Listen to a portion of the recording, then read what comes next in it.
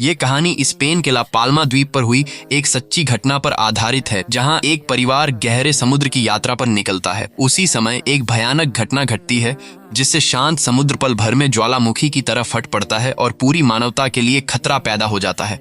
क्या यह परिवार और इंसानियत इस तबाही से बच पाएंगे या सब कुछ खत्म हो जाएगा?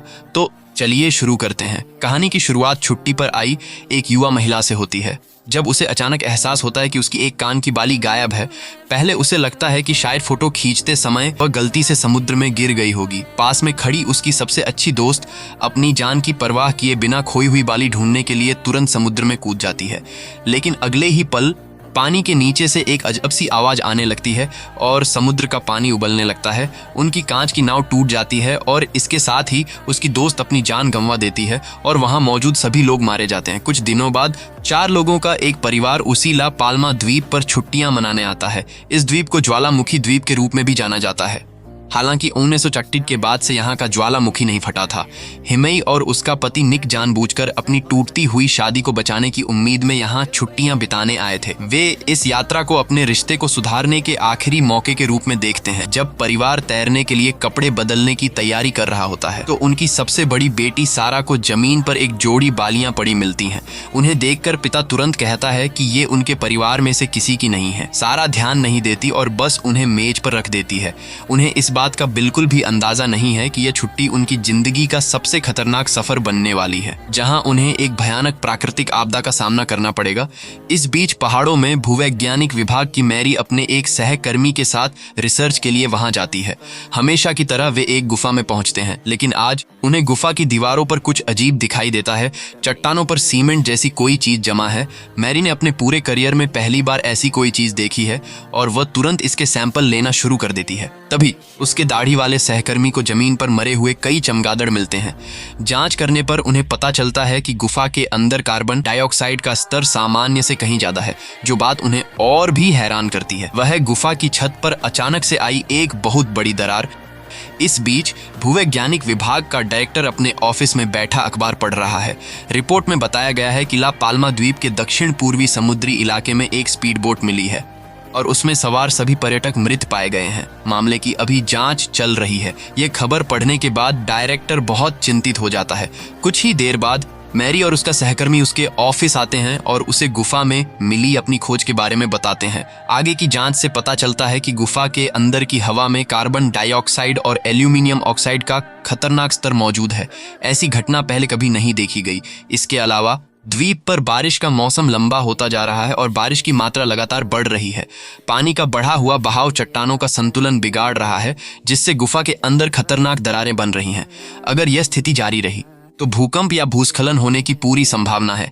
लेकिन डायरेक्टर इस बात से सहमत नहीं होता। उसका कहना है कि पहाड़ों में हल्के झटके आना आम बात है। अभी तक जहरीली गैस के कोई साफ सबूत पक्के नहीं हुए हैं और मौजूदा स्थिति इतनी गंभीर नहीं है कि किसी बड़े खतरे का ऐलान किया जा सके। दोनों शोधकर्ताओं को इस अनावश्यक डांट के बाद बहुत निराशा होती है। हालांकि दाढ़ी वाला आदमी अपने शक पर कायम रहता है। वह मैरी को एक नक्शे के पास ले जाता है और याद दिलाता है कि 1980 में यहाँ एक बहुत बड़ा ज्वालामुखी फटा था, जिससे कई किलोमीटर लंबी दरार बन गई थी। यह इतनी चौड़ी थी कि एक इंसान उसके अंदर चल सकता था। अगर ऐसा धमाका दोबारा हुआ तो पहाड़ का एक पूरा हिस्सा टूटकर सीधे समुद्र में गिर सकता है।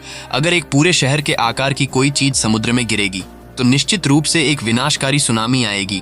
वह सवाल करता है कि डायरेक्टर जनता को पहले से चेतावनी क्यों नहीं दे रहा है। सच तो यह है कि डायरेक्टर ने कुछ साल पहले एक बहुत बड़ी गलती की थी। उसने एक बार भूस्खलन की चेतावनी जारी की थी, जिससे लोगों में भारी दहशत फैल गई थी। लेकिन असल में कुछ नहीं हुआ था। उस घटना के कारण उसकी नौकरी लगभग चली ही गई थी। तब से उसने जब तक किसी आपदा के बारे में पूरी तरह यकीन न हो जाए तब तक कोई भी चेतावनी देने से इनकार कर दिया है। हालांकि मैरी और उसके सहकर्मी को यह एहसास नहीं है कि डायरेक्टर उनसे भी ज्यादा डरा हुआ है। वास्तव में वह पहले से ही बहुत परेशान है। उसी समय वह नई जानकारियों की जांच करने के लिए फोरेंसिक विभाग गया है। शुरुआती पोस्टमार्टम रिपोर्ट में साफ लिखा है कि स्पीड बोट पर मरने वाले सभी लोग बेहद उच्च तापमान वाली गैस के संपर्क में आने से मारे गए थे।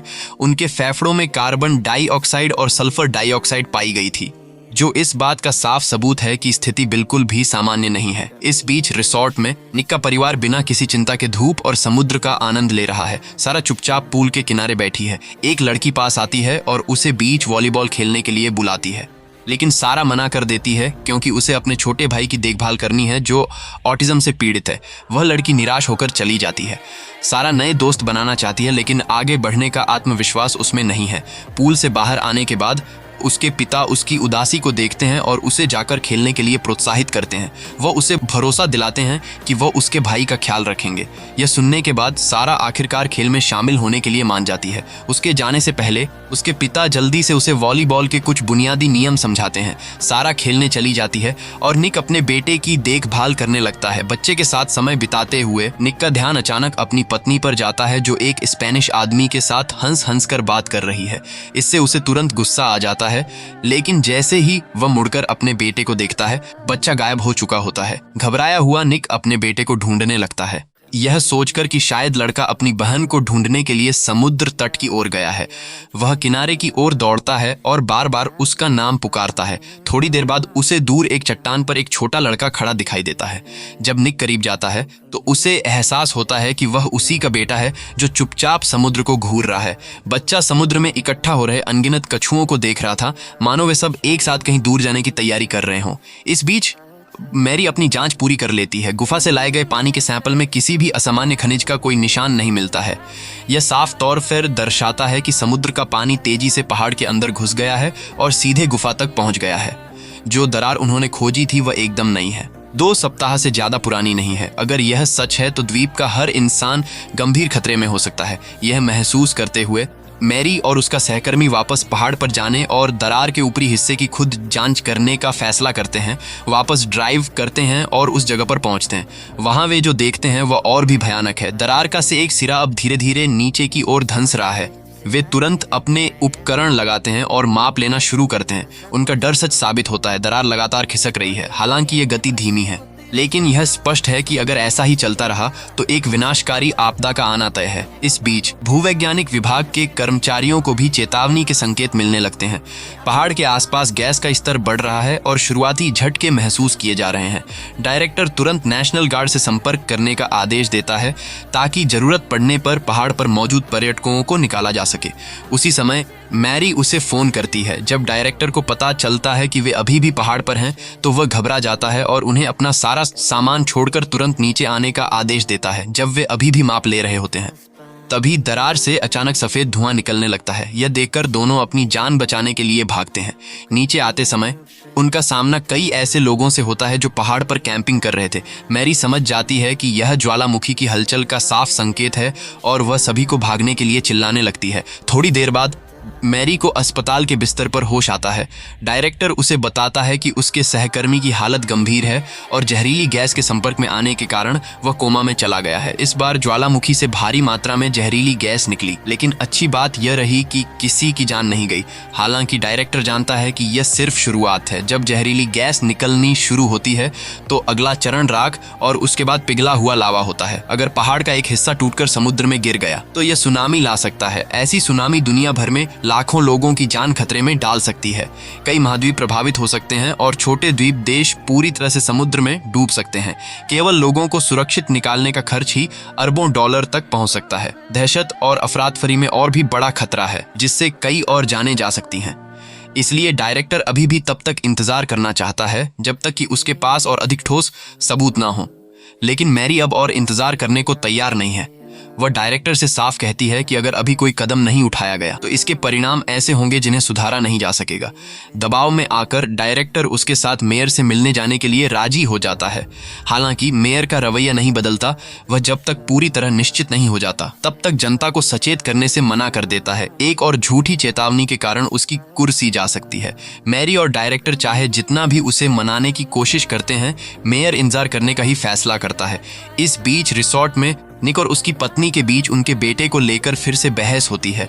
वह निक पर आरोप लगाती है कि जब उनका बेटा गायब हुआ तो उसने उसे तुरंत क्यों नहीं बताया। निक गुस्से में जवाब देता है कि हिमई ने पूरे दिन बच्चों पर ध्यान नहीं दिया था। दोनों में से कोई भी एक दूसरे को समझने के लिए तैयार नहीं है। उसी समय सारा की जिंदगी भी बिखरने लगती है। जिस लड़की से उसने एक दिन पहले ही दोस्ती की थी वह अब उसे बुरी तरह डांटती है। इसका कारण यह है कि सारा ने गलती से उसका एक वीडियो शेयर कर दिया था। वह वीडियो असल में एक लड़के ने छुपकर रिकॉर्ड किया था, लेकिन सारा पर सारा गुस्सा निकाला जाता है। दिल टूट जाने पर सारा अपने कमरे में जाती है और रोने लगती है। वहां बैठे हुए वह अगले कमरे में अपने माता पिता को जोर जोर से बहस करते हुए सुनती है। अब उसका वहां एक पल भी रुकने का मन नहीं करता। चुपचाप वह वहां से निकल जाती है और एयरपोर्ट की तरफ चली जाती है। वहां से वह नॉर्वे में अपने चाचा को फोन करती है और उनसे वापसी का टिकट बुक करने के लिए कहती है। उसके चाचा पूछते हैं कि वह अकेले क्यों सफर करना चाहती है, लेकिन सारा कुछ भी बताने से मना कर देती है। कॉल खत्म होने के बाद उसके चाचा चिंतित हो जाते हैं और अपनी बहन हिमेई को फोन करते हैं, लेकिन हिमेई उस समय योग कर रही होती है और उसे फोन की घंटी सुनाई नहीं देती। इस बीच भूवैज्ञानिक विभाग को और भी ज्यादा डराने वाली खबरें मिलती हैं। पूरे द्वीप में लगातार छोटे छोटे भूकंप के झटके आ रहे हैं और उनका केंद्र धीरे धीरे ऊपर की ओर बढ़ रहा है। यह साफ तौर पर इशारा करता है कि ज्वालामुखी किसी भी पल फट सकता है। डायरेक्टर तुरंत एयर ट्रैफिक कंट्रोल को आदेश देता है कि ला पाल्मा द्वीप से आने जाने वाली सभी उड़ानें रोक दी जाएं। ज्वालामुखी की राख विमान के इंजनों को गंभीर नुकसान पहुंचा सकती है और विमान क्रैश हो सकता है। लेकिन यह चेतावनी बहुत देर से आती है। अचानक पहाड़ से एक छोटा लेकिन बहुत शक्तिशाली धमाका गूंजता है, जिससे हर कोई हैरान रह जाता है। ठीक उसी समय जिस उड़ान में सारा सवार थी, वह पहले से ही रनवे पर तेज रफ्तार से दौड़ रही होती है। पायलट को उड़ान रोकने का निर्देश मिलता है, लेकिन रनवे छोटा होने के कारण विमान को उड़ान भरने के लिए मजबूर होना पड़ता है। इस बीच हिमेई को आखिरकार अपने भाई की मिस्ड कॉल दिखती है और वह तुरंत उसे वापस कॉल करती है।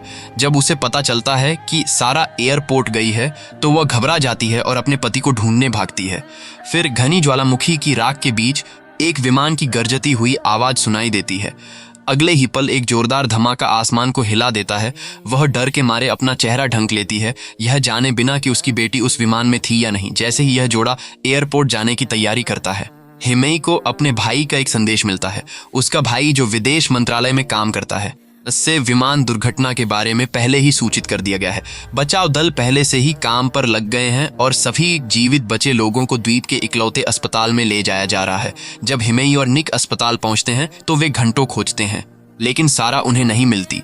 स्टाफ उन्हें फ्लाइट के यात्रियों की सूची दिखाता है, जिनके नाम पर निशान लगा है। उन्हें पहले ही अस्पताल लाया जा चुका है, जबकि बाकी लोगों को लापता माना गया है। सारा का नाम लिस्ट में है, लेकिन उसके आगे कोई निशान नहीं है। यह देखकर दोनों पूरी तरह टूट जाते हैं।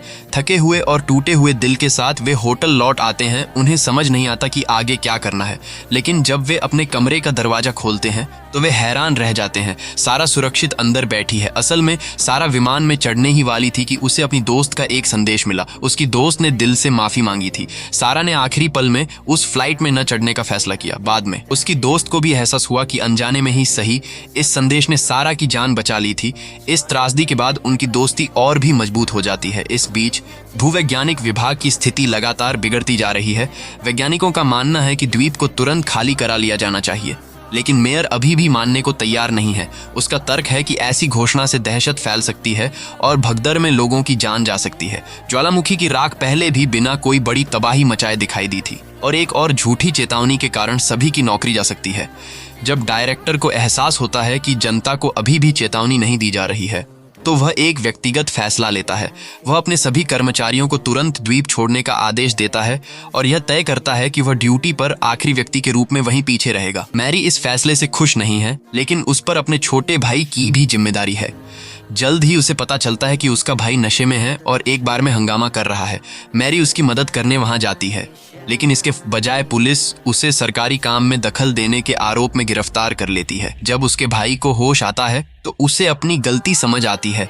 वह उससे मिलने तुरंत पुलिस स्टेशन भागता है और सबसे अच्छा वकील नियुक्त करने का वादा करता है, लेकिन समय खत्म हो रहा है। ज्वालामुखी किसी भी पल फट सकता है। अब सवाल यह है कि ये भाई बहन खतरे के इस द्वीप से कैसे बचेंगे, लेकिन यह तो तबाही की सिर्फ शुरुआत है। उस क्षेत्र में रहने वाले लोग जानते हैं कि एक बार जब ज्वालामुखी राख उगलना शुरू कर देता है तो अगला चरण आमतौर पर पूरी तरह से फटना होता है। अगर ऐसा होता है तो पहाड़ का एक पूरा हिस्सा समुद्र में गिर सकता है, जिससे सैकड़ों मीटर ऊंची एक विशाल सुनामी पैदा होगी। यह मानव इतिहास की सबसे बड़ी प्राकृतिक आपदाओं में से एक बन सकती है। रात के दौरान ज्वालामुखी से एक बार फिर सफेद धुआं उठने लगता है, जैसे कोई सोता हुआ राक्षस जागने वाला हो। उसी समय निक और उसका परिवार अभी भी पानी पर नाव में है, खतरे से पूरी तरह अनजान। उन्हें इस बात का बिल्कुल भी अंदाजा नहीं है कि तबाही धीरे धीरे उनकी ओर बढ़ रही है। अचानक फोन बजता है। हिमेई फोन उठाती है और देखती है कि यह उसके भाई का कॉल है। वह समझाता है कि सरकार को स्थिति स्थिति के बारे में पहले से ही पता है, लेकिन वह व्यापक दहशत को रोकने के लिए इस जानकारी को गुप्त रख रही है। उसने उनके लिए चुपके से एक नौका बुक कर दी है जो उन्हें कुछ ही मिनटों में पास के टेनेरिफ द्वीप पर ले जाएगी। वहां से वे घर के लिए अगली फ्लाइट पकड़ सकते हैं। नौका के निकलने में केवल 20 मिनट बचे हैं और बचने का मौका हाथ से फिसलता जा रहा है। अपने भाई की चेतावनी सुनकर हिमेई कोई समय बर्बाद नहीं करती और चुपचाप अपने पति और 2 बच्चों के साथ निकलने की तैयारी करती है। लेकिन सारा जिद करती है कि वह अपनी दोस्त शेरी को साथ ले जाना चाहती है। वह उसे बार बार कॉल करती है, लेकिन कोई जवाब नहीं मिलता। जब हिमेई कहती है कि बहुत देर हो चुकी है और सुनामी किसी भी पल आ सकती है, तो सारा को मजबूरन अपने परिवार के साथ जाना पड़ता है। जैसे ही वे बाहर निकलते हैं, उन्हें एहसास होता है कि सड़क पर एक भी टैक्सी नहीं है। समय निकलता जा रहा है। तभी निक को एक विचार आता है। वह अचानक एक ट्रक को रोकता है और जल्दी से अपने पूरे परिवार को उसके अंदर बिठा देता है, इससे पहले कि मजदूर कुछ समझ पाएं। निक गाड़ी लेकर भाग जाता है। थोड़ी देर बाद वही मजदूर उनका पीछा करते हैं और नौका टर्मिनल पर पहुंच जाते हैं। अपने परिवार की सुरक्षा के लिए निक हिमेई और बच्चों से तुरंत नौका पर चढ़ने का आग्रह करता है। निक पीछे रह जाता है और मजदूर उसे घेर लेते हैं और उसे पीटने लगते हैं। अंत में निक अपना बटुआ निकालता है और उन्हें सौंप देता है। तभी वे उसे जाने देते हैं, लेकिन तब तक बहुत देर हो चुकी होती है। निक बेबसी से देखता रहता है और उसके परिवार को ले जा रही नौका धीरे धीरे दूर चली जाती है। इस बीच शेरी समुद्र तट पर है। वह अपने फोन पर कई मिस्ड कॉल देखती है और जल्दी से सारा को वापस कॉल करती है। सारा उसे बताती है कि वह किसी तरह टेनेरिफ पहुंच जाए, वरना जल्द ही वहां से बच निकलना नामुमकिन हो जाएगा। कुछ ही मिनटों बाद एक भयंकर भूकंप का झटका शुरू होता है। डायरेक्टर, जो अपने ऑफिस में अकेला बैठा है, तुरंत समझ जाता है कि खतरा अपने चरम पर पहुंच गया है। वह मेयर के ऑफिस को फोन करता है और मांग करता है कि तुरंत एक आपातकालीन निकासी अलर्ट जारी किया जाए। नौका पकड़ने में नाकाम रहने पर निक स्पीड बोट किराए पर देने वाले केंद्र की ओर भागता है और टेनेरिफ के लिए एक नाव किराए पर लेने की कोशिश करता है। लेकिन जैसे ही आपातकालीन अलर्ट बजता है, कर्मचारी उसकी मदद करने से मना कर देते हैं। उसी समय उसका एक दोस्त, जिससे वह होटल में मिला था, वहां आता है और निक को बताता है कि उसने एक नाविक को रिश्वत दी है। वे दोनों भागकर किनारे पर पहुंचते हैं, जहां नाविक पहले से ही इंतजार कर रहा है। उसने निक के लिए आखिरी बची हुई जगह सुरक्षित कर ली है। राहत की सांस लेते हुए वे नाव पर चढ़ने की तैयारी करते हैं, लेकिन अचानक उनके पीछे ज्वालामुखी फट पड़ता है। जैसे ही नाव निकलने वाली होती है, एक महिला अपनी बाहों में एक बच्चे को लिए दौड़ती हुई आती है। वह रोती है और मदद की भीख मांगते हुए कहती है कि उसका बच्चा बहुत छोटा है और उसे बचाया जाना चाहिए। निक एक पल के लिए रुकता है और फिर चुपचाप अपनी सीट उस महिला और उसके बच्चे को दे देता है। यह देखकर उसका दोस्त गहराई से भावुक हो जाता है, लेकिन निक चुपचाप वहां से चला जाता है। दाढ़ी वाला वैज्ञानिक ज्वालामुखी के फटने की आवाज से जाग जाता है। जब वह बाहर निकलता है तो वह तुरंत स्थिति की गंभीरता को समझ जाता है। फिर भी वह घबराता नहीं है, क्योंकि उसने पहले ही इस नतीजे का अनुमान लगा लिया था। वह अपने कपड़े बदलता है और सीधे डायरेक्टर के कार्यालय जाता है, ताकि उनके अंतिम क्षणों में उसके साथ खड़ा रह सके। इस बीच निक दूर पहाड़ से उठती लपटों और लावे को देखता है। उसे समझ नहीं आ रहा है कि अब कहां जाए। आखिरकार वह हिमेई को फोन करता है और उसे बच्चों की देखभाल करने के लिए कहता है, यह बताते हुए कि शायद वह कभी वापस न लौट पाए। उसी समय मैरी का भाई पुलिस स्टेशन की चाबियां प्राप्त करने में सफल हो जाता है और अपनी बहन को मुक्त कर देता है। बाहर निकलते समय वह पास की एक कोठरी से एक और कैदी को भी रिहा कर देता है। जैसे ही वे स्टेशन से निकलते हैं, उनका सामना निक से होता है। निक उन्हें बताता है कि सभी नावें जा चुकी हैं, लेकिन मैरी का भाई कहता है कि उसके पास अभी भी एक स्पीड बोट है, जिसे उसने मछली पकड़ते समय छुपाया था। यह सुनकर निक के मन में उम्मीद की किरण जाग उठती है। तीनों जल्दी से समुद्र तट की ओर भागते हैं और एक छिपे हुए कोने में स्पीड बोट को पाते हैं। जैसे ही वे इसे शुरू करने वाले होते हैं, पीछे से बंदूक लिए एक आदमी आ जाता है। यह वही कैदी था जिसे मैरी के भाई ने पहले रिहा किया था। अब वह पूरी नाव अपने लिए लेना चाहता है। मैरी का भाई उसे समझाने की कोशिश करता है, यह कहते हुए कि नाव में एक और व्यक्ति बैठ सकता है, लेकिन वह आदमी पूरी स्पीड बोट लेने पर अड़ा रहता है, क्योंकि उसके साथी पीछे आ रहे हैं। इस बहस के दौरान वह आदमी गोली चला देता है, जो मैरी के भाई को लग जाती है। मैरी उसकी ओर भागती है, लेकिन कुछ ही पलों में उसकी मौत हो जाती है। अन्य गुंडे भी आ जाते हैं। निक जल्दी से मैरी का हाथ पकड़ता है और उसे नाव पर धकेल देता है। निक के पास बंदूक है, इसलिए बाकी लोग हिल नहीं पाते। दोनों स्पीड बोट शुरू करने और द्वीप से भागने में कामयाब हो जाते हैं, जबकि ज्वालामुखी पूरे द्वीप को निगलने का खतरा पैदा कर रहा है। उसी समय निक को अपने फोन पर अपने साले का एक संदेश मिलता है। वह बताता है कि टेनेरिफ में एक सुरक्षित क्षेत्र है और वहां पहुंचना ही बचने का एकमात्र तरीका है। निक तुरंत मैरी का हाथ पकड़ता है और उसे नाव पर खींचता है। मैरी डर के मारे जम गई है, मानो उसके पैर पत्थर के हो गए हों। निक उसे बिल्कुल सही समय पर नाव पर खींच लेता है और वे नाव को विपरीत दिशा में मोड़कर सुनामी के आने से पहले ही वहां से दूर भाग निकलते हैं। इस बीच टेनेरिफ के हवाई अड्डे पर आखिरी उड़ान की तैयारियां चल रही हैं। हिमेई अपने बेटे और सारा के साथ बोर्डिंग गेट पर पहुंच गई है। पासपोर्ट की जांच करते समय कर्मचारी ध्यान देता है कि उसके पास एक अतिरिक्त पासपोर्ट है। वह समझाती है कि उसका पति पीछे रह गया है और जल्द ही पहुंच सकता है। स्टाफ उन्हें पीले रंग के रिस्ट बैंड देता है जो बोर्डिंग पास का काम करते हैं। केवल इस बैंड को पहनने वालों को ही विमान में चढ़ने की अनुमति है। लेकिन सारा अपनी दोस्त शेरी की चिंता में बार बार पीछे मुड़कर देखती है। वह देखती है कि शेरी हवाई अड्डे पर आ गई है, लेकिन उसके पास बोर्डिंग पास नहीं है। सारा एक साहसिक निर्णय लेती है और विमान के उड़ान भरने से ठीक पहले अपने बैग से अपने पिता का बोर्डिंग पास निकालती है और शेरी को दे देती है। फिर वह खुद विमान में चढ़ जाती है। इस बीच हिमेई और उसका बेटा पहले ही अपनी सीट ले चुके हैं, लेकिन सारा अभी तक नहीं आई है। विमान उड़ान भरने के लिए तैयार है। हिमेई घबरा जाती है और अपने बेटे के साथ तुरंत विमान से उतरने का फैसला करती है। लोग उसे रोकने की कोशिश करते हैं, लेकिन वह उनकी बातों को अनसुना कर देती है। उसी समय डायरेक्टर और दाढ़ी वाला आदमी, दोनों सुरक्षात्मक सूट पहने हुए, ज्वालामुखी के मुहाने पर पहुंच गए हैं। वे जानते हैं कि अब द्वीप छोड़ना असंभव है। दोनों निडर होकर ज्वालामुखी के पास खड़े हैं। दाढ़ी वाला आदमी मजाक में अपनी जेब से सालों पुरानी रेड वाइन की बोतल निकालता है, लेकिन इससे पहले कि वे पी सकें 78 वर्षों तक शांत रहने वाला ज्वालामुखी पूरी ताकत से फट पड़ता है। एक भारी विस्फोट के साथ पूरा द्वीप 2 टुकड़ों में बंट जाता है। पहाड़ का एक पूरा हिस्सा सीधे समुद्र में खिसक जाता है, जिससे पल भर में सैकड़ों फीट ऊंची लहरें पैदा हो जाती हैं। इस बीच सारा और शेरी वापस विमान में आ जाती हैं। वे पागलों की तरह अपनी माँ और भाई को खोजती हैं, लेकिन कर्मचारी उन्हें तुरंत अपनी सीट बेल्ट बांधने के लिए कहता है क्योंकि विमान उड़ान भरने वाला है। सारा को इस बात का बिल्कुल भी अंदाजा नहीं है कि उसकी माँ और भाई अभी भी उसे ही ढूंढ रहे हैं। सौभाग्य से हिमेई को ऐन वक्त पर अपने भाई का संदेश मिल जाता है। वह उन्हें टेनेरिफ में एक और सुरक्षित क्षेत्र के बारे में सूचित करता है जहां वे सुनामी से बच सकते हैं। वह तुरंत उस दिशा में दौड़ पड़ती है। उसका बेटा, जो ऑटिज्म से पीड़ित है लेकिन भूगोल में बहुत होशियार है, कुछ ही सेकंड में सुरक्षित स्थान की गणना कर लेता है। पास के कुछ हवाई अड्डे के कर्मचारी भी उनका पीछा करते हैं। तभी सुनामी तेजी से हवाई अड्डे की ओर बढ़ती है। जैसे ही विमान रनवे पर उतरना शुरू करता है, जमीन फट पड़ती है। इस बीच निक और मैरी अपनी स्पीड बोट में सुरक्षित क्षेत्र की ओर दौड़ रहे हैं। उनके फोन की बैटरी खत्म हो जाती है, लेकिन वे आखिरी पल में सुरक्षित क्षेत्र में पहुंच जाते हैं। जब वे किनारे पर उतरते हैं तो देखते हैं कि वहां पहले से ही बहुत से लोग जमा हैं।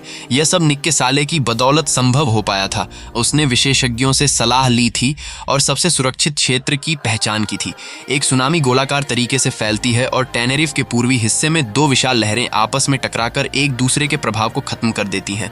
वह क्षेत्र सबसे सुरक्षित साबित होता है। अपने करियर को जोखिम में डालकर साले ने व्यक्तिगत रूप से एक माइक्रोफोन चालू किया और मीडिया को इस सुरक्षित क्षेत्र के बारे में सूचित किया था। अलर्ट लोगों के फोन पर भी भेजा गया था।